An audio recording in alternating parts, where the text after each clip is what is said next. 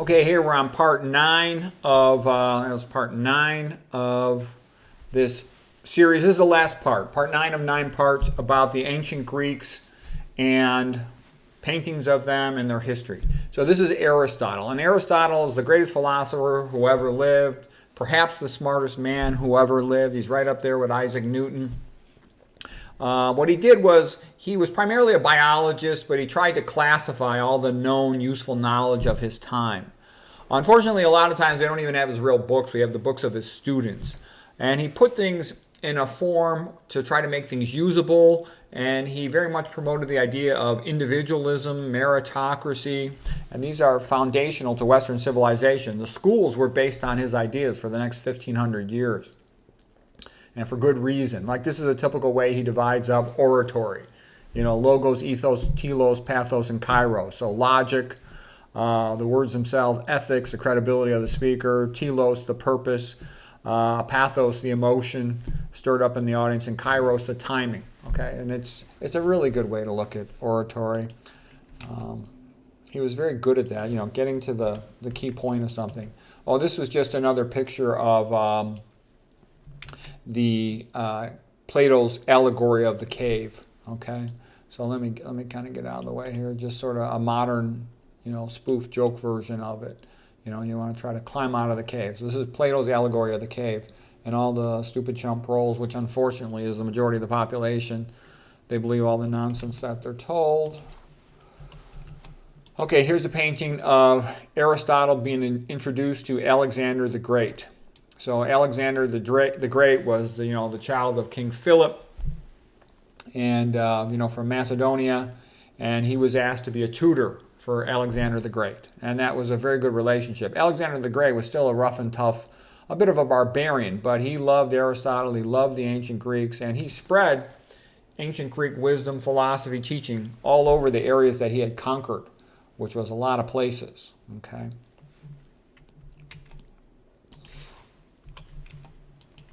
And here's another drawing of Aristotle teaching the young Alexander the Great. Now, there's a story of how women are very good at tricking men. They're very good. Oh, I got my lights are off. Women are very good at tricking men and getting them to do stupid stuff. Okay, let me put my light on here. All right, so there was a lady by the name of Phyllis, and she was the girlfriend of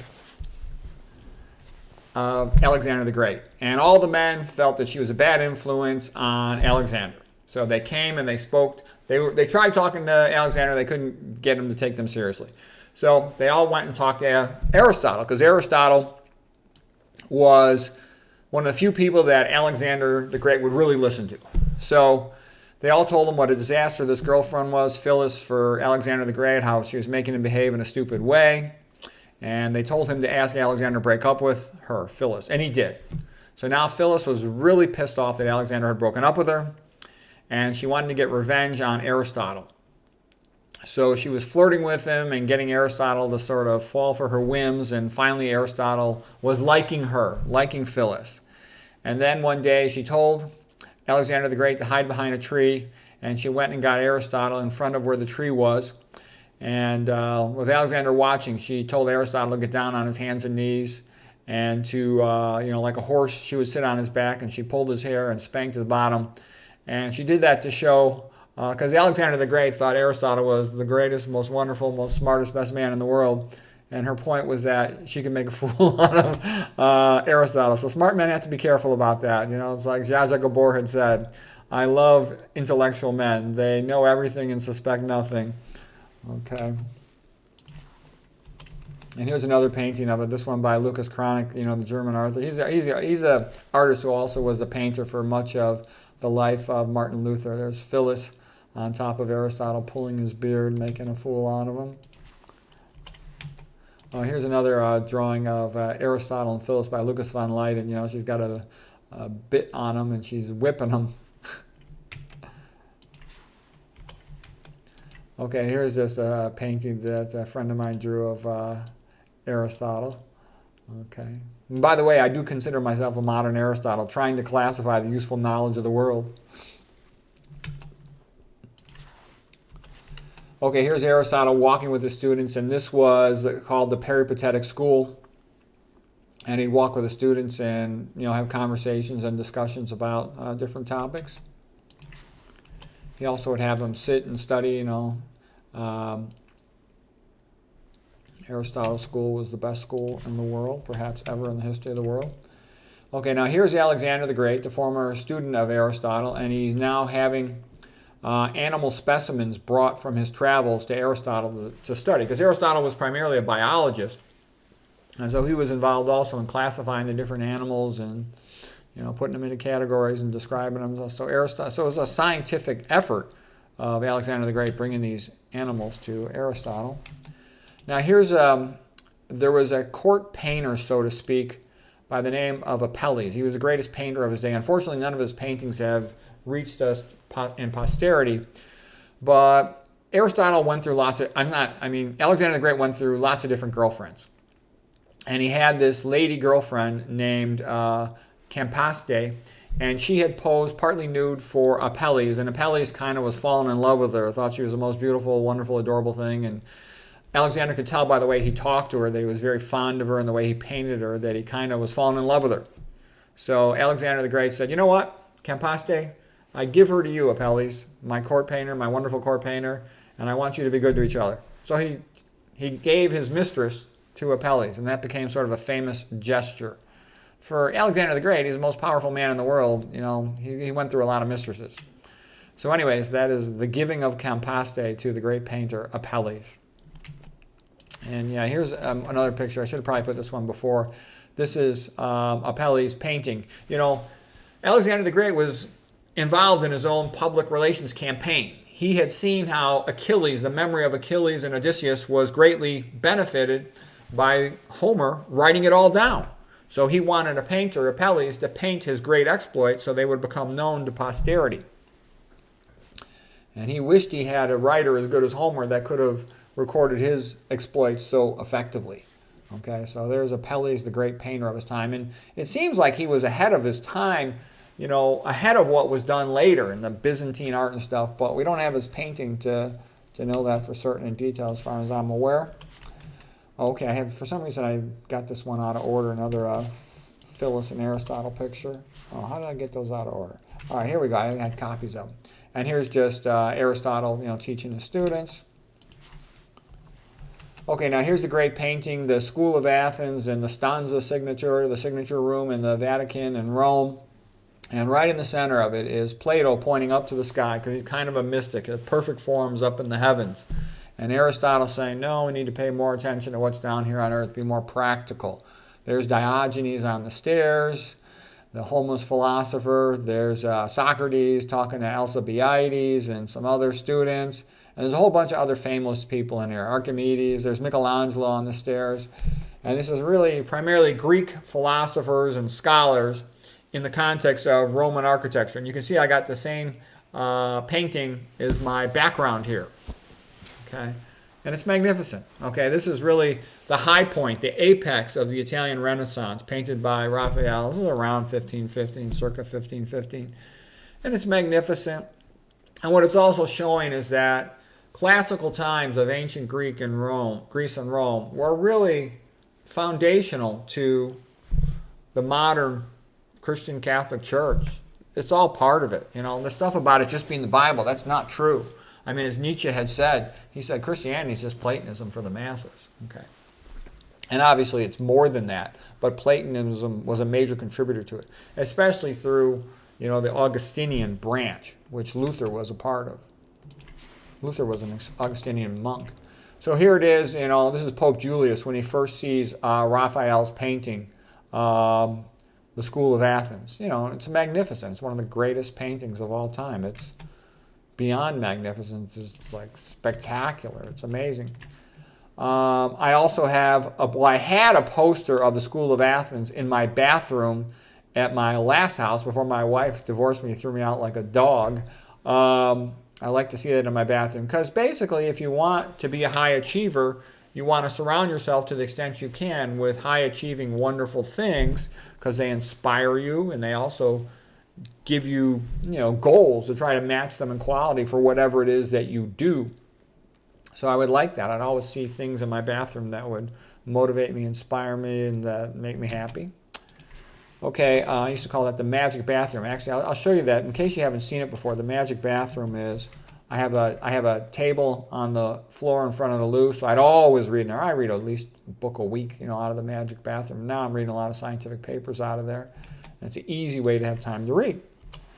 I always read at least a page when I'm in there. Now here's Raphael from the movie School of Athens. Magnificent movie. Charlton Heston was Michelangelo in this movie, painting his School of Athens wall in the stanza Signatura. And here, of course, is again the painting. And Ayn Rand was great. She pointed it out quite clearly that Aristotle is the greatest philosopher who ever lived. And here's some quotes by Ayn Rand. If there is a philosophical atlas who carries the whole of Western civilization on his shoulders, it is Aristotle. Whatever intellectual progress men have achieved, it rests on his achievements. Aristotle may be regarded as the cultural barometer of Western history. Whenever his influence dominated the scene, it paved the way for one of history's brilliant eras. Whenever it fell, so did mankind. Aristotle is the father of individualism. Yay, Aristotle. That's great, and it's true. Okay, here's the best book ever written about philosophy. It's called The Cave and the Light, and it's written by this guy here, Arthur Herman, and it sort of shows the contrasting perspectives. Aristotle leads to individualism, freedom, and all this stuff. Plato, unfortunately, leads a lot, in a sense, towards collectivism because Plato had seen Athens be defeated by Sparta. So he was starting to like some of Sparta's ideas that are collectivist. And I think that's unfortunate, but that's just a historical truth. But Plato also did a lot of good things, and he was a genius as well. Here's some of the other paintings in the stanza Signatura, the religious disputa ceremony of the communion right here. That's sort of Christian. But you've also got Mount Parnassus with all the Greek poets. Like I said, the Augustinian version of Christianity largely takes from Plato, and that goes into Martin Luther, who was an Augustinian monk in the Protestant Reformation. Okay. And then the other big guy is St. Thomas Aquinas. And St. Thomas Aquinas was the man who sort of unified faith and reason. He said they're not separate things. They go together. And he unified and made Aristotle, in a sense, part of the Catholic Church. He's a doctor of the Church, one of the great scholars of the Church. He wrote his big book, Summa Theologica. The sun symbolizes the Dominicans. It also symbolizes as a saint. And he was the precursor scholar. The work of Aristotle leading to Aquinas led to the Italian Renaissance. They all go together.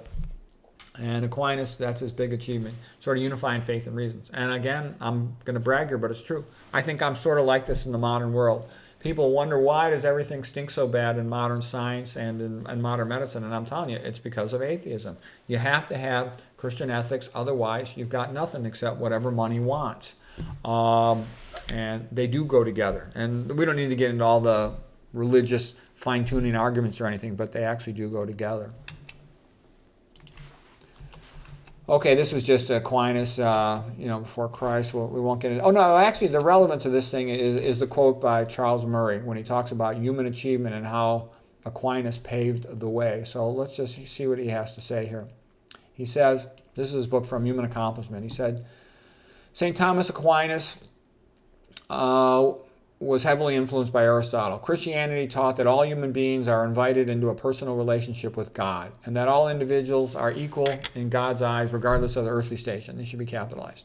It was a theology that empowered the individual, acting as an individual, as no other religion or philosophy had. Okay, like Will Durant said, religion is the friend of the little guy.